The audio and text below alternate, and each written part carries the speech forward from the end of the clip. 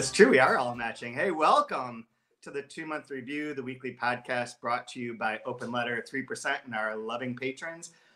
This is a podcast where we take a book, or in this case, two, break them down bit by bit, section by section, talk about them, analyze them, so on and so forth. It's a little heavy today, given the events at the Robb Elementary School in Uvalde, Texas, but we are here to at least talk about DML Eltit's Never Did the Fire and Danny Hahn's Catching Fire. And, you know, even if it's an hour of like somewhat distraction, that's not the worst. The world is a bad place. And we do send all of our thoughts, prayers, everything to everyone who is impacted by this event. And it is horrible, and fuck the NRA. Kate, what do you think? What? I thought, I agree. How old are your kids, Katie? My kids are 5 and 8. Well, almost 8. 7. 5 and 8. Mine's 7. It was so. What, your 8-year-old's Yeah. in 2nd grade? My oldest is in 2nd grade. Yep. Yep. Yeah. So I haven't finished the reading. I was supposed to finish reading today. I was supposed to finish it yesterday, and I can say something good about yesterday and about this morning. And then I learned the news, and I just have been like unable to really finish stuff. So, but I did want to mention that yesterday I had the absolute pleasure of meeting up with Valerie Miles of many, wonderful translation fame, and also Granta en Español, and two of the writers that were featured in this last, 25 best young Spanish novelists came yesterday to Valencia to do a talk. And it was really great. It was David Aliaga, who's from Spain, and Eudres, and I'm gonna, it's the last name, Planchon, Planche. I have to look, who's from Cuba and living in Madrid, and just delightful. And their conversation was great. And so I did that yesterday instead of reading. Incidentally, David Aliaga, his section for Granta en Español was translated by Danny Hahn. So Danny Hahn translated him, and Margaret Joel Costa translated Eudris's piece. So it was really cool. Like I had to be a plant in the audience and like make sure I had like a question prepared, Nice. Nobody asked anything.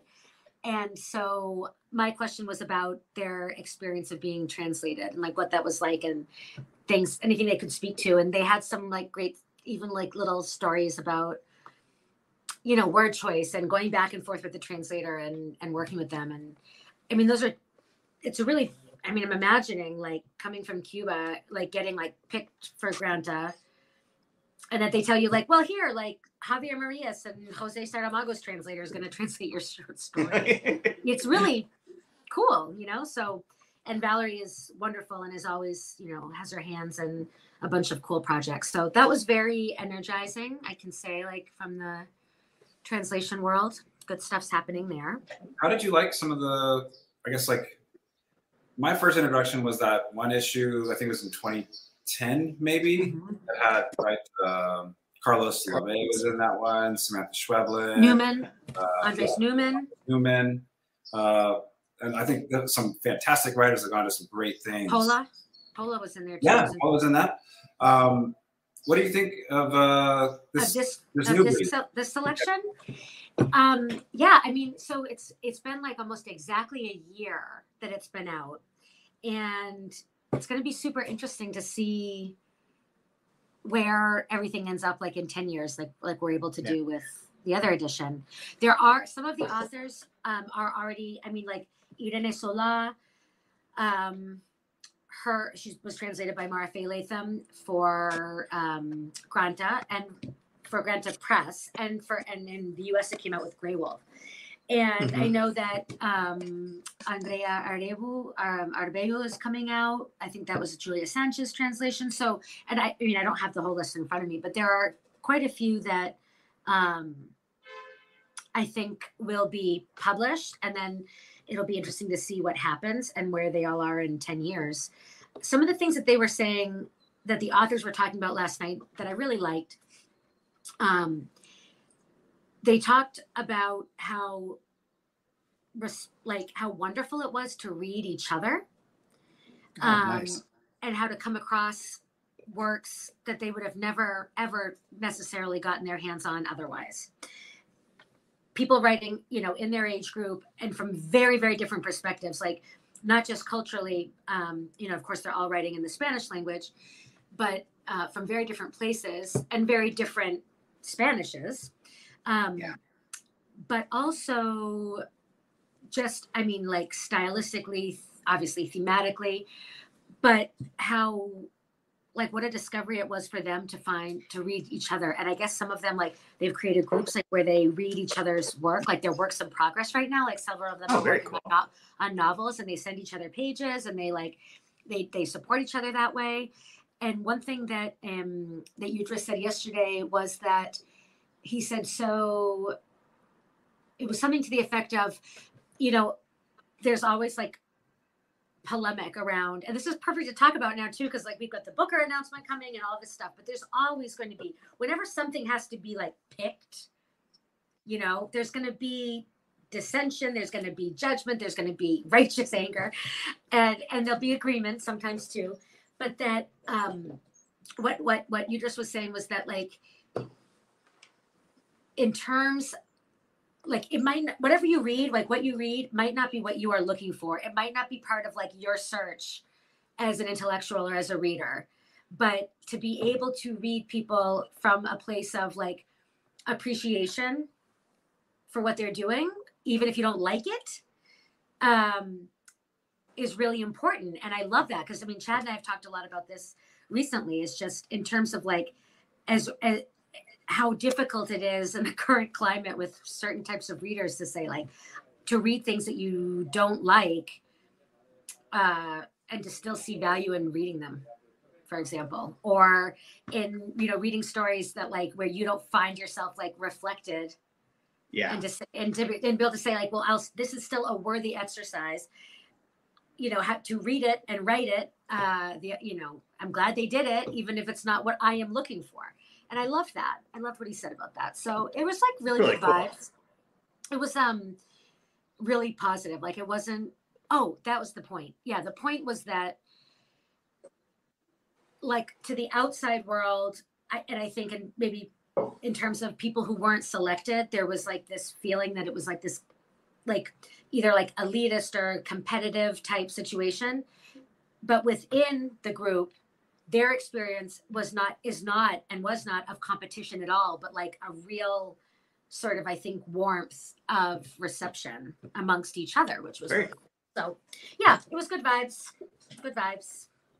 To continue on good vibes thing, we should also give a shout out to former TMR guest and focal point Frank Wynn, who yesterday was the recipient of the Dublin Literature Award for his translation of The Art of Losing by Alice Zeniter. All right. Yeah. So congrats. That's a 25,000 euro prize. Yep. Yeah. So that's one of the awards that split. Cigarettes with that. You get some good wine. I have a story about it. What you were going to say, Katie, is that it's one of the awards where if the book is translated and it wins, the award money is split. It's 75-25 rather than 50-50, but like, we'll let that go for a second. At one point in time, who's that author that Juan Gabriel Vasquez, he and Andres Newman were finalists, and they made a bet that if one of them won, then the other one could pick out a bottle of wine. Then they would go a special bottle of wine, and they would celebrate with that special bottle of wine. The one who won would purchase it, right? Like whatever they wanted, no limits. And so Gabriel Vasquez won, and Andres is going to see him, to visit him. And so he went and researched and found a bottle of French wine that was like exactly like 75,000 euros, and would like just send it to him blind. It was like, this is what I want. And showed up at his house with like wine glasses. And he was like, I'm sorry, I just couldn't really. And he's like, I'm just fucking with you. I wasn't expecting you to buy a 75,000 euro bottle of wine. But it was like a pretty good wine. Oh my God. Yeah. Wait, so who won it? Wait, so who was the winner in that case? Juan Gabriel Vasquez. He won. Okay. Juan won. Yeah. For then The Informants. Or The Informers. One of the two. I'm not a fan of his, so all of his books are out of my mind. I can see great things in them. I just don't. They don't speak to me. If you know what I'm saying. Yeah, it's not part of your search. It's not that they're bad. They're just not for me. To tie up to banter a little bit more, just so you guys know, the latest Latvia update is that there's a festival, book festival, poetry festival, festival of literature happening starting tonight, and I am to go after this to the opening event, which is a poetry reading followed by an interpretive Latvian dance set to the music of Kate Bush. Oh. Woo! This is going to be awesome. I'm going to send you my thoughts and prayers, Chad. I think there's going to be. I want to know the ratio of shaven to unshaven armpits. I will let you know. This will be an update for next week. In the interpretive dance to Kate Bush. Hey, in Latvia. I gotta say, like, Kate Bush, that's my girl, man. I like Kate Bush. I know. I like Kate Bush too. I love Kate Bush. That part's awesome. I mean, but I'm saying the interpretive dance. Yeah, no, I know. I don't know about the interpretive dance and the poetry reading, but I'll go for just to hear Kate Bush. I know. It's like it could be way worse. One of the things that, let's put the brakes on for just 1 second here. Is that so far my experience with music in Latvia has been that every song that you know is covered poorly, and that's played on the radio. So there's a male version of Toxic by Britney Spears that I've heard several times, sung by a dude. There's like, everything is like it's like just off, and it's never quite right. And you hear it and you're like, hey, that sounds like a familiar. No, it does not. That is a new version of something. There's a particular beer garden right downtown that I have to pass by a lot that blares music, and it's all of that. It's all fake covers of songs, and it's unbelievable. So with all that behind us, and with a short episode this week, we should get into Never Did the Fire. And I know, Katie, you said you didn't finish it, but do you? I was gonna say I could recap it, but here's what happens: people sit in bed, they eat bread, they sit in bed. They remember that they used to be part of a cell. Tea. They drink tea. Oh, yeah, there's a big emphasis on the eye and seeing and perspective, and then corporeal decay. Have you ever gone to one of your loved ones and held their eye open and just touched it? Just touched their eye directly? No. Yeah, who hasn't? You're not revolutionary at all. So sometimes Kaya wakes up and I'm just hovering, just like touching the aqueous surface of the eye. It was hard not to imagine the scene in Clockwork Orange. I know. The eye forced open. I couldn't help but imagine that as I'm reading that for some reason. The first time I watched Clockwork Orange was when I got my wisdom teeth pulled, and I was doped the fuck out, and I watched that movie and was like, this isn't real. This is a hallucination. So can we talk about the eye? Brian, you brought it up. Yeah, let's talk about the eye. Right. So our section opens with the eye, right? We think obsessively about eyes. Yep. Mine, yours, our eyes. We look over the human atlas, the most compact kind. But in reality, our attention is focused on the disintegration of its parts.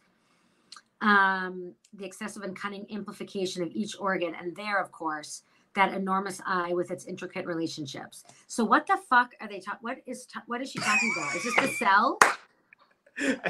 I've also been watching Doom Patrol, and there's a sequence in which there's a giant eye in the sky that's disintegrating everything. So I have another version of what this could be. But I was thinking I was thinking about the eye as being like much broader, like panopticon style, like the surveillance things, and like that being connected to everything. But I don't. Now that you read that, I'm like, I don't know, man.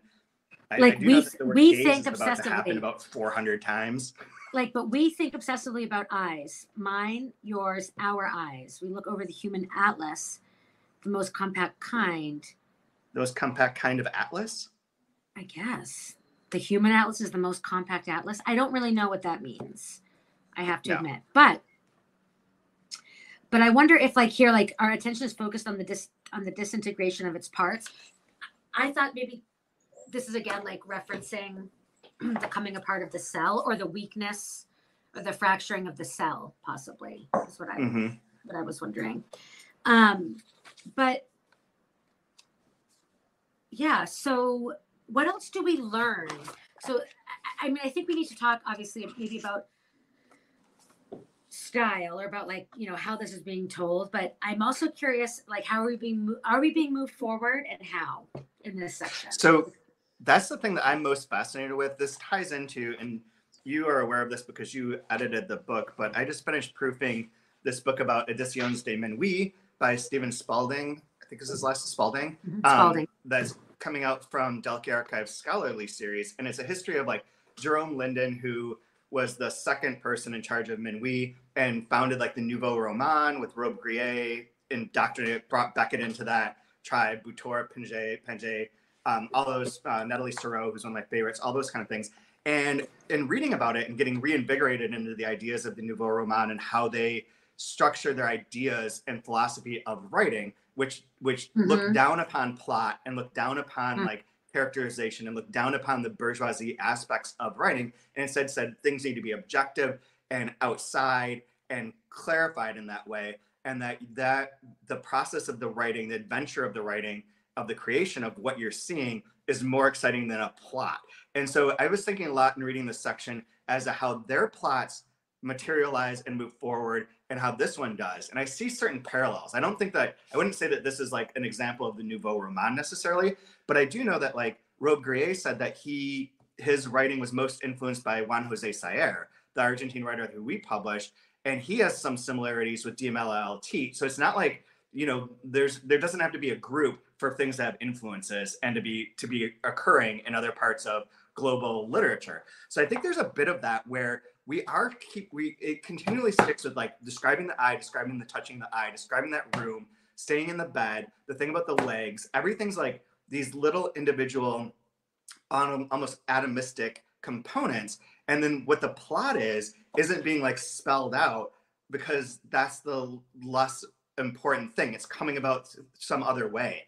And I'd like to pay attention to how that happens in the second half of this book in particular. But so far, the thing that I would say we knew pretty early on, that, assuming this is a male and a female, that the female who is narrating did something at one of the cell meetings that caused the fracture that led to the disintegration of the cell. That brings up again here in a way where she says, like, well, you wanted me to do this, that I had to, like, object to you in order for you to consolidate your power. And so there was, like, and I'm always confused by whether, when she says, like, the first cell we joined is, like, the only cell, or if it's, like, a multitude of revolutionary cells that they've been part of. And I think that ambiguity is intentional, which is also a Nouveau Roman sort of trick.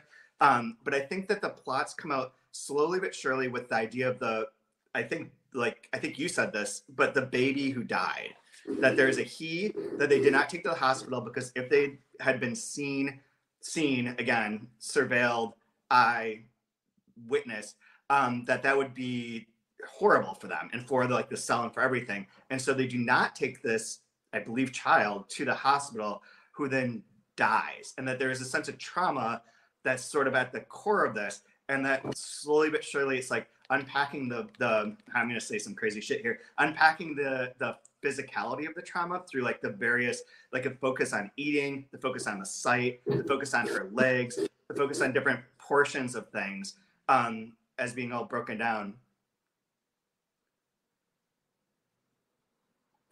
I have to move. The neighbor on the other side of the wall is drilling into the wall right in front of me. So I'm just gonna move. I have, like, just the worst lighting ever, so I look awful. Our ratings are going way down here. Really? We're just watching people leave. People are like, so figure this shit out, Chad. Okay, so what I think is really interesting about the way that you just summarized my the reading of the book that I gave to you, Chad, earlier today. Your summary. Cheating. Oh my God! It's like the drilling. I can't get away from it. Can you guys hear it? Very lightly. I'll try not to be distracted. So I think, yeah. So we see there's the thought about, like, the death of the child, and then also, like, we're learning more about like their roles in the organization. So like, we know that the you that's being addressed was the secretary, and that the narrator, right, that they had some sort of dynamic in which like his position depended in some degree to some degree on her like both coordinating with him and like opposing him in a way, right? And so yeah, like that to me, like here's an example on page 51 in the middle of that middle paragraph. Years later, when the unknowns between us had all been toppled, I understood that I'd acted as a part of you, that it was you who had pushed me in some mysterious way to create the disturbance you so needed to validate your precision. And it's just, so now someone's knocking. Sorry, guys. This is like La Casa Tomada. Someone's like in my space. So yeah, I think that's a way that we're being advanced in plot. And I am really interested to see like where that goes, like how we, what is like either the final betrayal or like, I am sure we'll learn what happens with the child, but the way that's being told is it's like, it feels like it's a step forward and then steps back. It's like these tiny movements and a lot of repetition. So, and it's hard to read through the repetition, honestly. Like I, again, can like appreciate what's being done, but I'm not like captivated. I feel like sometimes I'm like, maybe I already read this sentence, but it's that same, but I haven't. And it's that same idea of like this return. And that's where I really think about the trauma coming through and about this way of like narrativizing trauma. And how would you do that? It's like in these fragments and in the repetition, and it's the repetition of like their actions as well. So like you mentioned like the physicality of like the eating and things. And it's like, we're looking at like just a very, very restricted and distilled life where like the basics can be completed and like nothing else. And that it's that, but the conversation keeps cycling back. Like her mind keeps going back to the same things and tell me, and like, I don't remember, or, and then, he, and him saying just like, quiet. So, so I think that is interesting. Sorry. This part on 47, you insisted we've got to clear out any sentimentality because otherwise our cell will be transformed into a stronghold that's too volatile. I endorsed, I did your perspective. I have a related question. So when you're saying that things advance in this sort of way, so one of the other things that advances that I marked is on 48, right in between the two that you guys just read, where she's the secretary, and then she says, I vaguely made a mistake, which is a weird phrasing to begin with. I vaguely made a mistake. And then later on, it's like dead middle of the page. Suddenly they started to lose their purpose or simply distance themselves from my hand. I left out a word which subverted the sentence. That word broke the order of time, the verb that governed the letter's most intense trajectory. It just happened. Then it was too late. My copy, careless and imperfect, spun wildly around, changing the syllogism's meaning. I was ashamed, doubly so. And I'm curious what you two made of that, because the only other thing that comes up related to that is on page 47, she repeats this phrase, all property relations in the past have continually been subject to historical change consequent upon the change in historical conditions. And I wasn't sure if this thing that she miswrote or left out a word from is related to that, or if these two are separate things, but also like, what is that like part of this breaking up of the cell? Is it just another telling of the possible ways in which the cell like devolves, or like, what is that? I also, I vaguely made a mistake is a really curious phrase to me. I think I'm going to say that from now on. Every time I fuck up, I'm just gonna be like, I vaguely made a mistake. Like, no, you like legitimately did a wrong. I don't know, vaguely mistake. I go with the Charles Baxter phrasing, mistakes were made. That's also a what's his name? Joseph Vici book is called Mistakes Were Made, about like two couples that have an affair. It's fucking great. That guy's great too. He would be an interesting author for you to read, Brian. I think you'd really like him. No, because I do find it interesting because the thematic elements are this idea of like the eye, what kind of and then like she plays with vision and what kind of vision is there for the cell, the idea of grassroots, a grassroots effort, and then it's all about disintegration, degradation, going off course, like something, mistakes were made, right?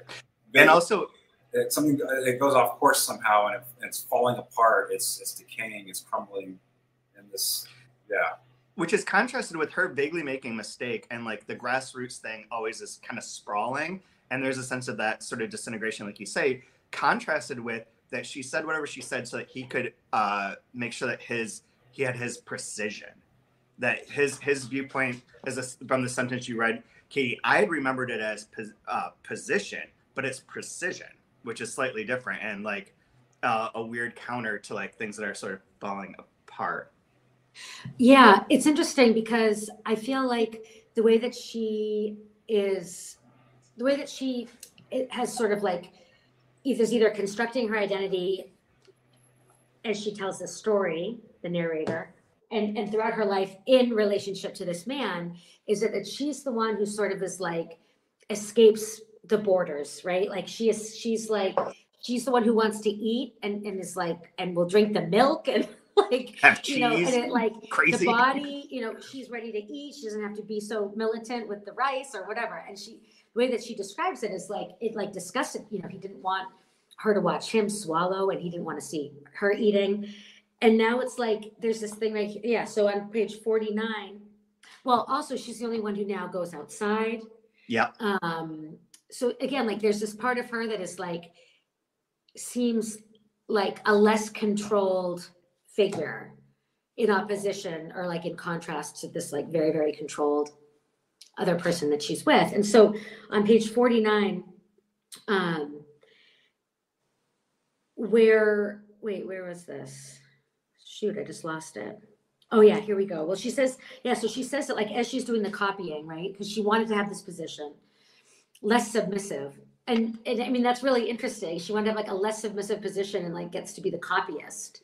It's like, like the ladies can go work in the office, but like you're gonna have to be, you know, right, a secretary, right?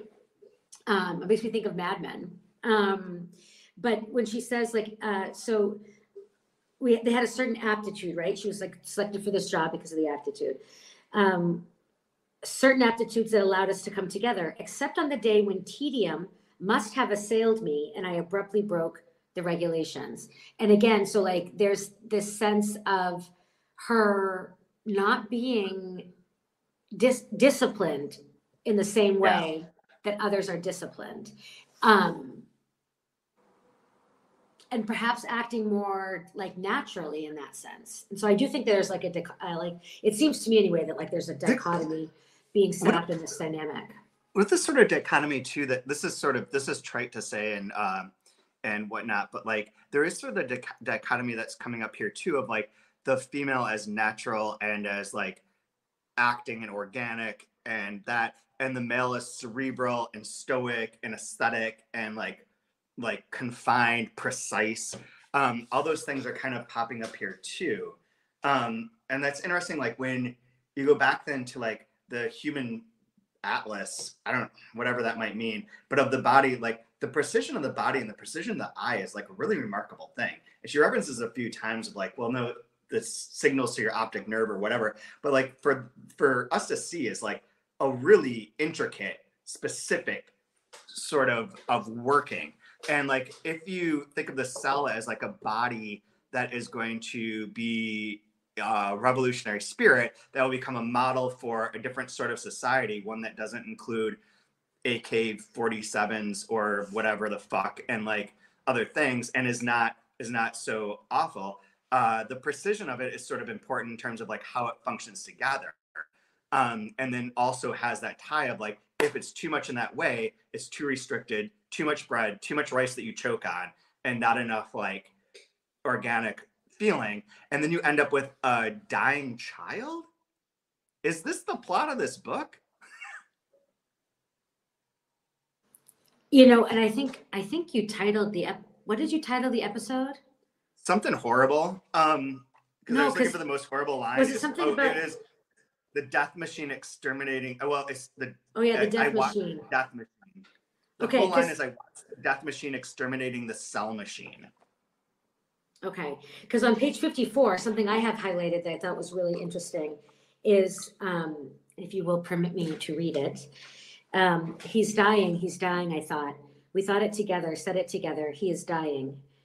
I saw, or we saw, I no longer knew how to be fair, the fragility of the human machine, or else we observed the human as a contemptible organization, common and mechanical, a primitive and unceasing form, generating the worst type of exploitation, a merely organic production that was there only to serve its own species, the human species. Yes, a serial, mass-produced machinery that existed to colonize itself, the human species, we say, in a process that isn't even complex but exploitative in what it is hiding. I mean, that's a really pretty cool indictment, actually. I think this is one of my favorite. Same. You know what it reminds me of? It reminds me a bit of like Deleuze and Guattari, who I probably am mispronouncing both of their names, and that's fine. But their anti-Oedipal book has a lot of that sort of same language of like the desiring machine and the like that sort of creation through capitalism and through political situations and like the way in which politics and government control bodies in particular. But like there is like that creation of desire and of like a mechanistic sense of being human, which is preferable to like a capitalist corrupt society, is that you do what you're supposed to do according to these rules. It's why like algorithms are scary to a lot of people, because they are like, know what you're supposed to do and you generally just do that and you can just feed them. And it's also terrifying from the point of view of the person, where you don't have an organic vibe. You are just like a statistic in a larger sea of statistics. Ooh, shit. Been reading too many existential things right now. I'm out. Should we? I know we don't have a ton of time. I don't know if you have anything else to say about this right now, but do you guys want to talk about Danny's book as well? Or if there's anything else you want to add to this? I'm still... There's a feel lot. like I'm always, every chapter, I feel like I'm finding my way as to what this is supposed to be. And I feel like one thing that you said, Katie, that I'll steal again, is that you feel like you could just read it through. And at some points I had the sense of like, if I just read this through once and then gone back and was reading it now, it would be there. I would have a better footing. Like, I'm not sure where my footing is at any point in time. And like, I mean, except that they're in bed and they're revolutionaries that fail, and that's about it. And Franco's dead. And like, you know, a lot of like the footing is missing. And there's something that Danny says about that, where he's like, the first draft I get through because the second time I can enjoy, like when you walk through a city, the first time you just try to get where you're going, and the second time you notice all the buildings along the way. Essentially that might even be the quote. Yeah, the 3rd of March. I remember my friend Nick describing multiple readings of the same book by comparison to the experience of being in a new town and walking the same route several times over. The first time, you're sort of focusing on, how do I get there? But once you know how you get there, you start being able to focus on lovely little details along the way. Once you know your route, you don't have to worry about, is this where I turn left? You can take in the view. Yep. Yeah, I love that, and kind of like similar but different. On page 66, when he's talking about just the desire to have the first draft be over, I really love this section. And I feel this way about this. Oh, really? And I love that. I love this sentiment. I think this is really interesting. But I also feel that way a little bit oftentimes about my own readings. Like sometimes I do just want to have like a first quick reading of something and then go back and read the finer points and pick it apart. Like that's why for me, actually, like last season when we did 2666, I really enjoyed it because I had already read it, more than once. And I loved going back and being able to tease things out instead of sort of feeling like every time I come on here, as I'm like discovering this book, I feel like I don't have it figured out. And it's harder for me to talk about things that way. But let me just read this little look at. Go ahead, Chad. No? Me? I just want to read this one little bit real quick about the quarry. So this is on 66 at the bottom. So I really want the first draft to be over. Then I can start the detailed work of molding it into something that I hope will be just as mesmerizing in English as the Spanish is proving to be. At the moment, I'm just hacking bits of rock that are very approximately the right size out of the quarry, and no one ever became a sculptor in order to do that bit. All the real artistry of shaping it is yet to come, and for me, the finer the work and the closer it gets to being tinkered into finished form, well, the happier I am working on it. And I think that's really cool. I love that that the first draft is just like bits that are approximately the right size. It's so true. It's so true. I think the thing I was going to say ties in and builds off of that is that the fun part, like I understand what you're saying about 2666 and about the having read, like, and we've done most of these books that we've done, I've read at some point in time, with the exception of like Ardor and a couple others. But I do like the process of not having had read this, where like the reading process becomes the podcast. Like, how does one struggle to understand? It's sort of like a nouveau roman, to stick with my favorite thing of the moment, sort of bit of like, how do you create? How do you learn? How do you reckon with this? How do you make sense out of something? And how do you try and build it into something that's larger? Like, it's sort of like the cheat of professors, where, not to shit on academia too much, but like, is that when they teach the same book a million times, it's not that exciting to hear it being explained. As someone who's already had it all processed, it feels too packaged to me. And I like the organic nature of this, to put it against the precision of that, of like trying, like you struggling through and putting things together and figuring things out is actually exciting to witness, I think. And it's something that isn't usually what is highlighted in our literary culture. No, like, we should have the answers. Like, I can just, I can say that it will haunt me to the end of my days that in like the second episode, I didn't know if it was a male or a female, the narrator. And I was like, well, maybe these are cues. Like, maybe I've like uncovered some clues to, the identity. And it's like, I'm like, oh, what a dum-dum. Like, it's just funny though. It's funny what we expect of ourselves, I think, as sort of like that we should have a better grip on our reading. Because we often present our opinions like pretty fully baked, right? Yeah. Like, people throw stuff out there, but they don't usually do it thinking they might be wrong. They don't usually do it just live on YouTube either. That's actually the thing I found through the process of the 17 seasons we've done this, is that I actually feel like the first time I read this book is when I talk to you, Brian, and you, Katie, in this instance, is the first time I'm actually reading it, because I don't explain it. I don't read anything until I try and explain it. Up until then, it's like it's being put into a repository. But until I try and articulate what it is, it doesn't feel like I'm actively engaging with it in the same way, unless I have to write about it or do something like there's a production aspect. This is like a maybe kind of old school, also trite sort of thing to say, but of like the Cortázar Calvino sort of line of like, the reader is an active reader. There is no text without the reader's response to it sort of vibe. And I feel like this emphasizes that for me and brings out like the reading process. And I feel better about teaching the books in my classes that I haven't read because of this practice, where I'm like, oh, I can just like go in there and like learn as I talk what this actually is, instead of like needing to know things, because I'm never going to know things. So can we talk about,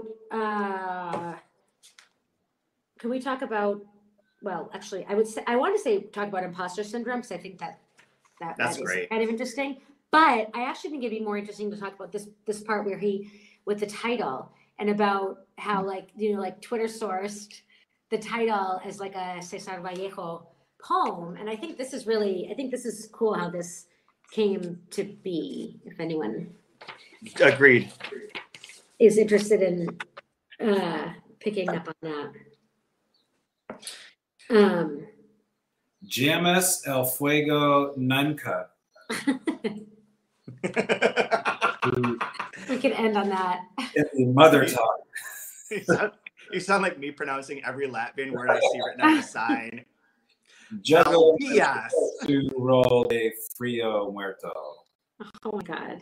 Is that close or not on the ballpark? Okay. It's not. I mean, it is close, sure. Yeah.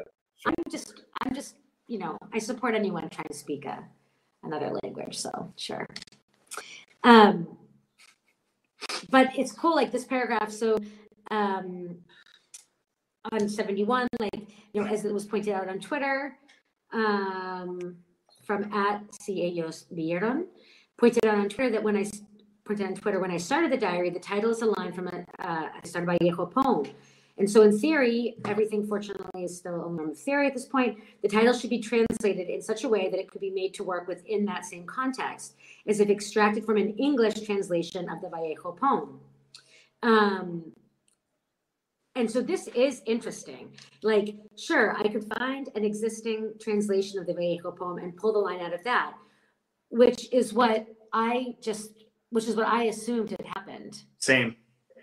I assumed when I saw that that's where the title came from in the epigraph, I thought, oh, well, how fortunate, that once you figured that out, you couldn't just find the poem. And that's pretty interesting. I'm right now trying to find the actual, if there is another translation of the poem, to see if there is another variation on this, but it's not coming up immediately. If anyone listening, I can't see your comments because I'm using my iPad, but if you're listening, please email us if you know of another translation of this poem, because I'd be curious to see what it is. Yeah, so in the novel, it's never did the fire ever play its part better as the dead cold. Mm-hmm. And we have the 4 that he just quickly Google search that kind of in the ballpark, but not. He even says they're mostly not good. Yeah, I think that part is fascinating. Yeah. As well.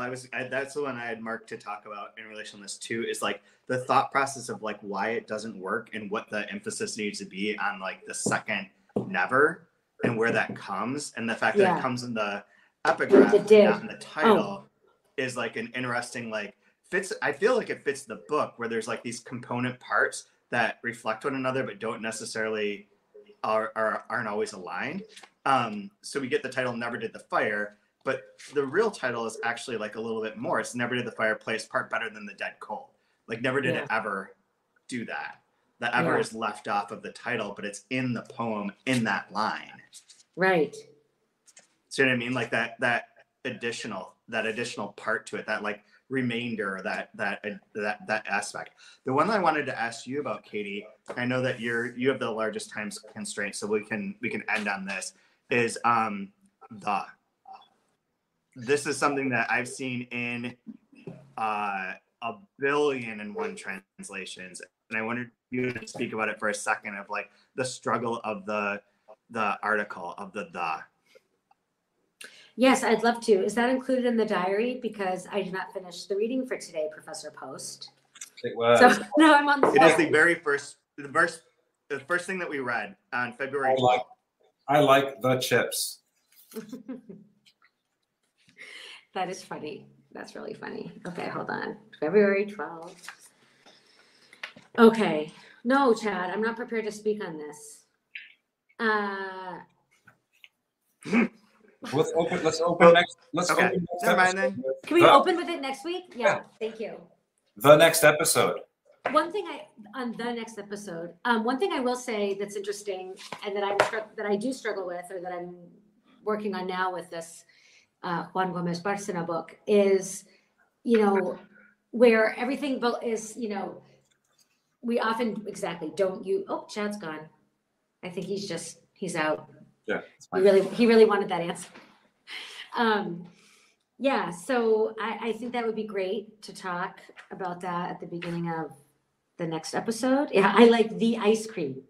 Yeah, I like the ice cream. Yeah. It makes you sound like a serial killer. Are you enjoying the ice cream? Do you like the ice cream? I like the chips. Yes, I will have the chips. Yeah. Yeah, that's true. I think that one of the things that I think kind of is like a giveaway sometimes in translation is when, especially if it's coming from the Spanish and potentially from other Romance languages, is instead of using instead of the possessive, my hands, my head, it's always something, the hands did this to her. You know what I mean? And it's like those constructions of the passive, and then it's always like the hands as if they're not part of you. Yep. I mean, sometimes they will do like tus manos, sus manos. You know, like here's an example. Like, and this, I mean, everyone probably. This is not like a grand revelation, but it might be interesting for people who don't speak or read Spanish. But the idea that like, I would say like my hands are shaking, right? And then in Spanish, we would say, me tiemblan las manos. Like the hands are shaking to me, you know? Yeah. So that is different. Like, I used to be obsessed with that in terms of like, this goes back to like vaguely made a mistake. Is like you don't necessarily break a glass. The glass breaks on you. Yeah, or you don't lose your keys. Yeah, your the keys are lost to you. That was one of the things that like I loved learning. I mean, I can remember Me too. The classroom. I can remember like the college classroom at the University of New Hampshire, and like Spanish, you know, 501 or something, and sitting there and being like, I can see it like on the board, like se me pierden las llaves, and being like, wow. That is so fun. I always remember the key example. This changes like the relationship to objects in such a fundamental way. And like we center the self so strongly in English as like, I did this, I am this, I. And like in this reversal, it's suddenly like, oh, it's different. Like I was obsessed with this. Like the keys were forgotten. Like, it's not my problem. Like, don't look at me. Don't look at me. They were forgotten to me. Yeah. Mistakes were made. Mistakes were made. I didn't fuck up. Perfect. Yeah. Vaguely mistake. I vaguely made a mistake. I like that she was assailed by, what was it, tedium? Yeah, assailed by tedium is amazing. Like, so I took bad notes. Like, hello, I was assaulted by your boringness. What was I going to do? Dude. Like, so I screwed up a word. Like, next time, don't assail me with your tedium. I have two last things that we can, well, first of all, there are way too many gazes in this book. Just going to put that out there one more time. Chad's, like, my commitment to not using this word so much. You need to come up with like a cheat sheet. The translators that translate books for you need to have a cheat sheet, so we know this is a hill I'll die on. I was aiming my gaze. That's the one. That's the one where I was like, fuck no. Like you're not Voltron. Like like burning up things. That's great. But two things are related to that in a way. One t-shirt that just says something that nobody else will know.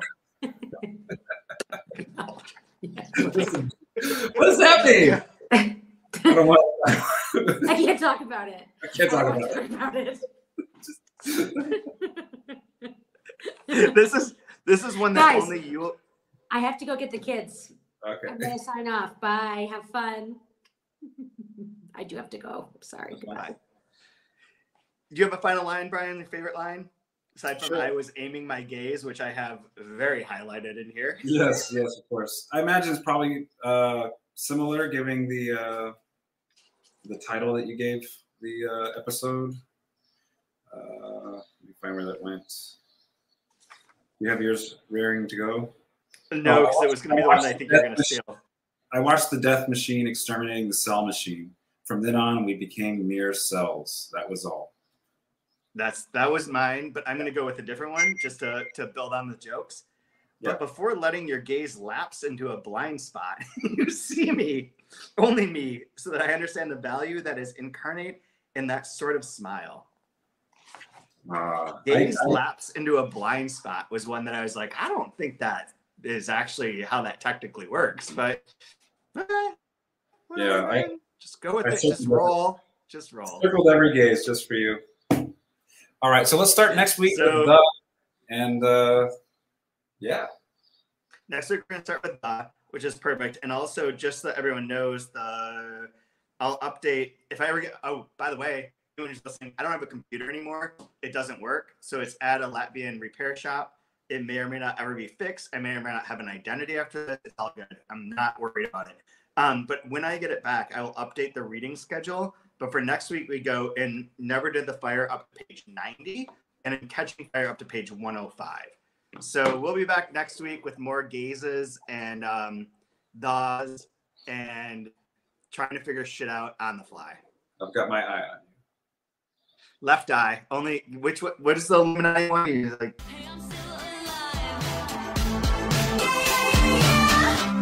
no sympathy, don't look at me that way, 'cause physically, well, I'm falling into space, and typically, yeah, I'd wrap it in a bow, but honestly, the cracks, they start to show. I'm pulling down my eyelids 2 at a time. I swear it's just my sinuses, I'll be fine. An existential crisis, and it's only on Monday. Tell me I'm alive. Hey, Lid. We're gonna go dance. Okay.